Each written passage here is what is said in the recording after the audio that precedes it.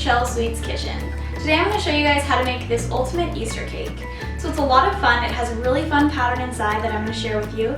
And we're going to be decorating it with some colorful ganache, some Peeps, some robin's eggs, which are actually Whoppers, and we're going to use a Wilton 1M tip to pipe on some swirls. So I'm going to go ahead and get started with the assembly of the cake, and then we'll get going on all the decorations. So our pans are definitely still warm to the touch. We just got them out of the oven and are letting them cool on some cooling racks here. But before they fully cool, I always like to take a small offset spatula and just run it around the edge of the pan. And this makes sure that your cake layers will easily separate from your pans. Some of the edges of this cake layer have actually stuck to the pan, and that's totally fine. When I have that, I actually like to just kind of trim around on the inside, and then you can just go ahead and remove it as it's still warm. You want to be careful so you don't burn your fingers, but I always like to remove those when I can, just because it makes it easier to get perfect layers. I'm actually going to pop these into the freezer for about 10 minutes just to accelerate the cooling process. So I've let our cake pans sit in the freezer and they're nice and cool now to the touch. So I'm going to go ahead and flip them out of their pans, and I'm just going to tap my pan onto my counter and gently remove it. I usually do this over the sink to avoid making too big of a mess. So all of our cake layers should be pretty much the same height because we evenly divided our batter into 4 different bowls. But you can see my pink layer has risen a little bit, so I'm going to go ahead and level that.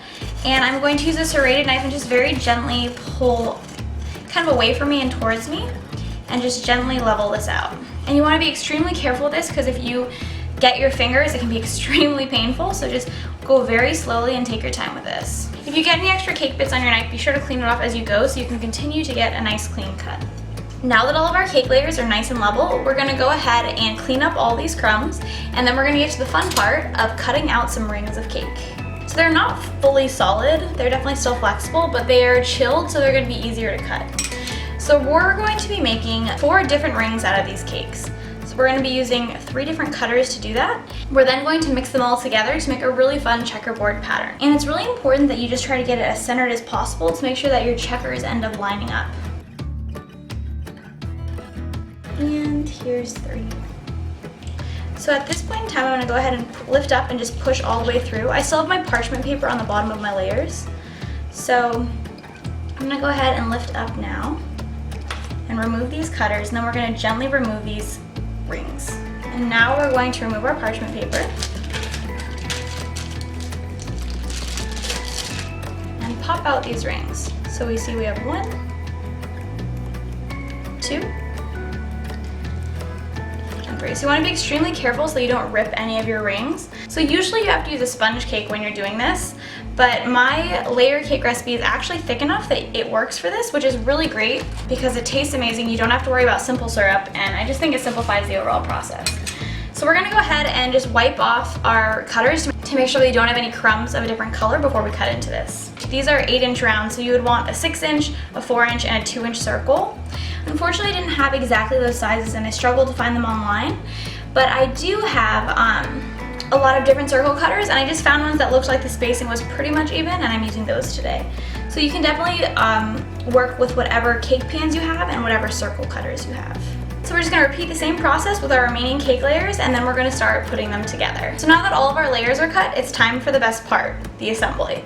So we want to make sure we follow the same color pattern, so we need to establish that before we start. So I think we're going to go blue, pink, purple, yellow.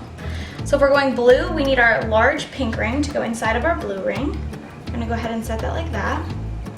We're then going to do purple. We're going to get our second smallest ring in the center. I'm going to press that in gently. And then last but not least, we need yellow. So I'm going to go ahead and just carefully press that into the center.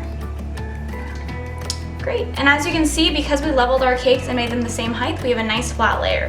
So I'm going to go ahead and repeat this process with our other cake layers. I'm going to go ahead and pop these into the freezer one more time to make sure they're nice and firm before we start frosting. So now that all of our layers have firmed up in the freezer, it's time to start stacking them. So just like always, I'm going to take a little bit of my American buttercream that I've made, and I'm just going to smear it on the base here to make sure that our cake layers are secured to our cake base. So I'm going to go ahead and start with this ring here, and as you pick your layers up, you're going to have to be careful to make sure you're getting all of them together. I'm going to go ahead and center this onto our cake base. We now are just going to spread out some buttercream onto our cake layer, and we're going to be careful as we do this, just working our way to the edge because we don't want any crumbs to get into our frosting and tear up our layers. We're just gonna kind of gently go back and forth until we work our frosting all the way to the edge. And once we've done that, we can begin to kind of smooth that across, and then we'll just spin it to even it out. So now that we've frosted our first cake layer, I'm gonna start to add my second cake layer. And since we're basing it off of the blue, I'm going to use this layer, which has the second largest ring as blue, and we'll work our way in with our other layers. Now that our cake is fully assembled, we're gonna apply a thin crumb coat. Now that our crumb coat is firm to the touch, we're gonna add our second layer of buttercream. We're gonna use the same method as before, where we work our way down from the top to the base of the cake.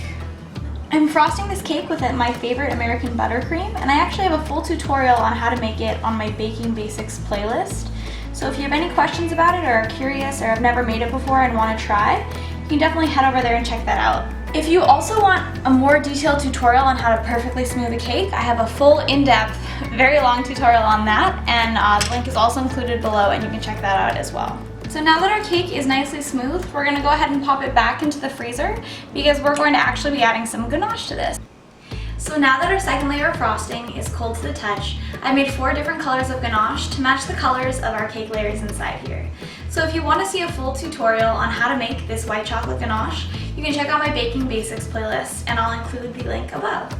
If you also want to see a more in-depth tutorial on how to add drips to a cake in terms of what temperature the ganache should be, what style you can use, what techniques, that also is up on my Baking Basics playlist, and I'll include the link above as well for that. So I'm going to go ahead and start to add our drips onto our cake.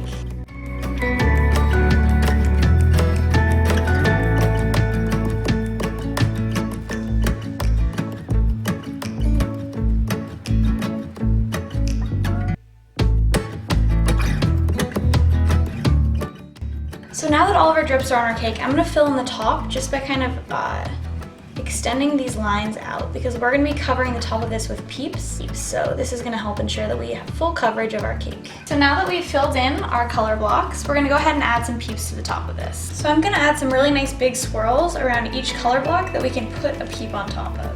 So we're going to make these really nice and large, and I'm using Kira Wilton 1M tip. We're just going to go ahead and gently nestle our Peeps right on top of each swirl.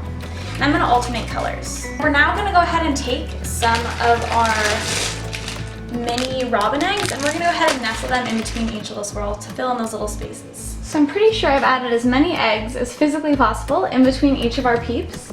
And with that, our cake is complete. Now it's time for the best part. We're going to cut into this cake. I have a large knife here, and I've dipped it into some hot water to help us get a smoother cut. And I always like to cut a really large slice for my first piece, just to make sure that I'm able to get it out nice and cleanly. So now it's time for the moment of truth. Yay! So as you can see, we have a really fun checkerboard pattern here, and we've achieved that just by cutting out a lot of rings in the center of our cake. I'm gonna go ahead and set this down. If you guys enjoyed this tutorial, be sure to click the like and subscribe button below. If you want to see more of my cake creations, you can also follow me on Instagram at Chelsweets. And also, the recipe for this cake is up on Chelsweets.com. So thanks so much for stopping by.